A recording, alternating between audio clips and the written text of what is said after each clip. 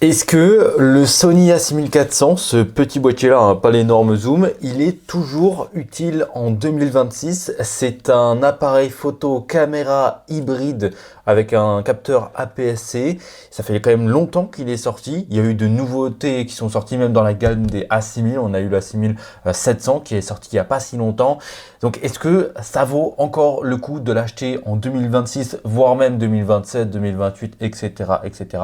C'est ce qu'on va voir dans cette vidéo. Déjà, on va rappeler un petit peu les specs. C'est du coup une caméra APS-C qui du coup, c'est pas comme les capteurs plein format, etc. Bon là, j'ai mis un appareil photo plein format, ça fit dedans, il n'y a pas de souci là. Ça fait juste un crop factor de 1,5, donc un zoom. Bon là, c'est bien parce que j'ai vraiment un objectif fait pour le zoom. Il est sorti en 2019, donc ça fait 7 ans que cette caméra elle existe. Moi, je l'ai acheté en 2021 spécifiquement, donc ça fait déjà 5 ans que je l'utilise. Alors tu vois, il est là, mais qu'est-ce qui me filme? C'est un deuxième A6400. Voilà, rien de plus simple finalement, j'en ai deux et ça c'est vraiment génial.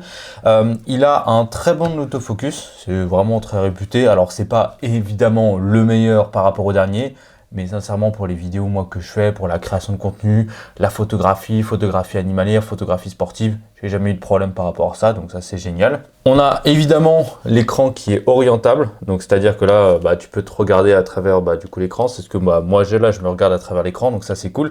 C'est pas un écran qui s'oriente sur le côté, etc. Donc là si tu mets un truc au-dessus l'appareil, comme je sais pas un micro ou quoi que ce soit, comment on appelle ça, un écran externe, et évidemment ça va boucher du coup l'écran, c'est on va dire son seul désavantage qu'il peut avoir. De la 4K, de la photo à 24 millions de pixels en rafale à 11 images par seconde, du ralenti à 120 fps en HD, donc c'est vraiment pas mal je trouve. On a du S-Log 3 pour ceux qui veulent savoir, du RAW en fait en photo, on peut prendre de la photo plus, du RAW plus du JPEG pour la même photo, donc ça c'est cool. C'est une monture E, donc tous les objectifs de chez Sony et même Sigma, Tamron, ça fit dessus absolument sans problème, donc ça c'est vraiment cool.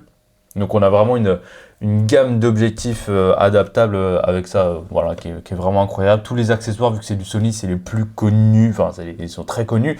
Donc on a vraiment énormément d'accessoires, que ce soit les caches, les poignées, etc. Donc tu peux vraiment créer un setup assez personnalisé. Moi j'aime vraiment mon setup personnalisé, hein. C'est pas juste celui-là et tout, mais j'ai une cage avec pas mal de petites poignées et tout. Et voilà, ça se fait assez facilement parce que du coup, c'est du A6000 et que c'est connu. En termes de poids, sincèrement, ça là, poids et taille, tu vois, il est tout léger, il est tout petit, voilà, tu prends ça avec un objectif même de base ou de kit, ou même là, tu vois, moi j'ai un 18-105 mm f4 sur le boîtier qui est en train de me filmer, c'est hyper léger, donc ça c'est vraiment bien du coup pour se balader, aller ailleurs et tout. Bon là c'est lourd parce que évidemment j'ai un objectif qui pèse quasiment 2 kg, mais sinon si t'as juste un petit objectif basique et tout, le truc tu le sens quasiment pas tellement il est léger, il fait quelques 400 grammes, un truc comme ça.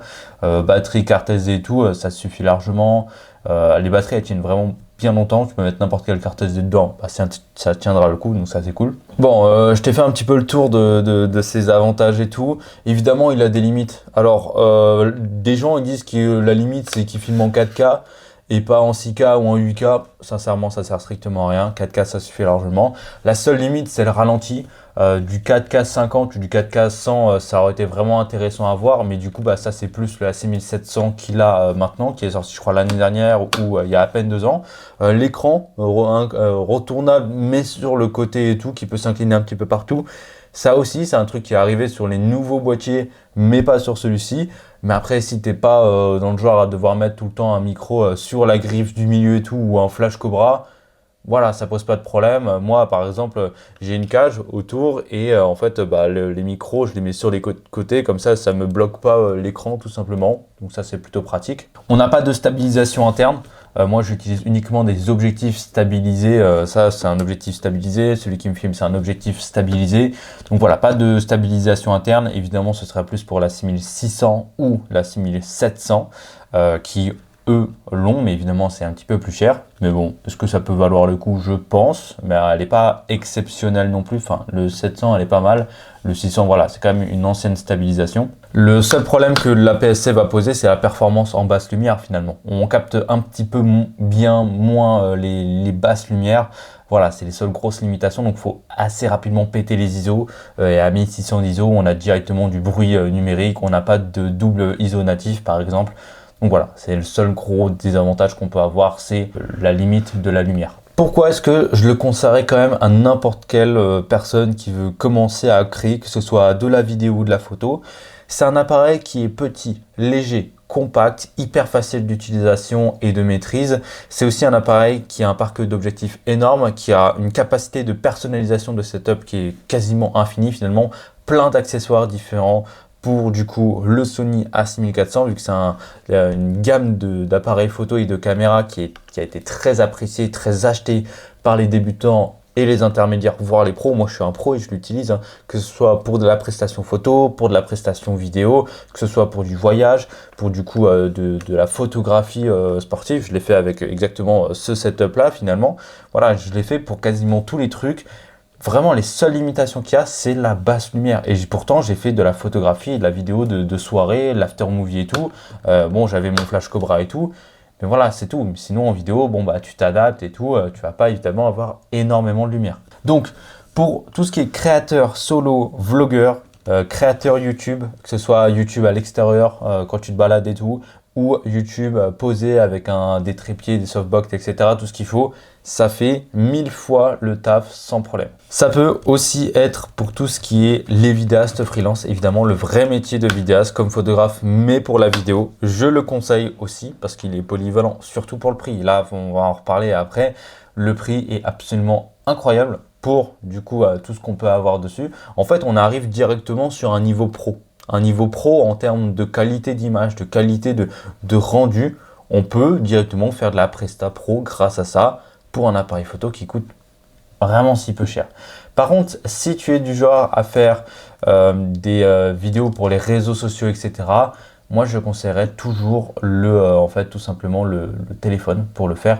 Alors évidemment, ça peut être intéressant de filmer avec ça, mais bon, c'est pas le truc que je conseillerais le plus non plus quoi. En termes de prix, à combien est-ce qu'on le retrouve en ce moment? En boîte chez nu, il a 856 € en neuf, mais en occasion, je crois que je l'ai déjà vu passer à 500 balles, voire même 600 avec des gros objectifs qui valaient 300 ou 400 balles à leur sortie. Donc ça peut être une bonne chose de l'acheter d'occasion, le Bon Coin, Vinted, ce genre de choses. Donc voilà, tu peux vraiment l'utiliser, voire même des revendeurs qui sont agréés d'occasion, mais évidemment ce sera un petit peu plus cher.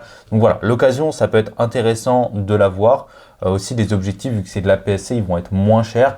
Mais si tu veux déjà passer sur du plein format, après tu sais que tu vas directement passer sur du plein format, achète directement des objectifs plein format, mets la caméra en APS. Sinon en termes de qu'est-ce qu'on peut avoir d'autre que le A6400, tu as le Sony ZV-E1 qui lui est beaucoup plus orienté vlog. On a aussi le Sony A6400 qui lui est son grand frère qui est sorti il n'y a pas si longtemps que ça, mais qui coûte je crois 2 fois plus cher. Donc voilà, il faut voir un petit peu ce que tu veux faire et tout.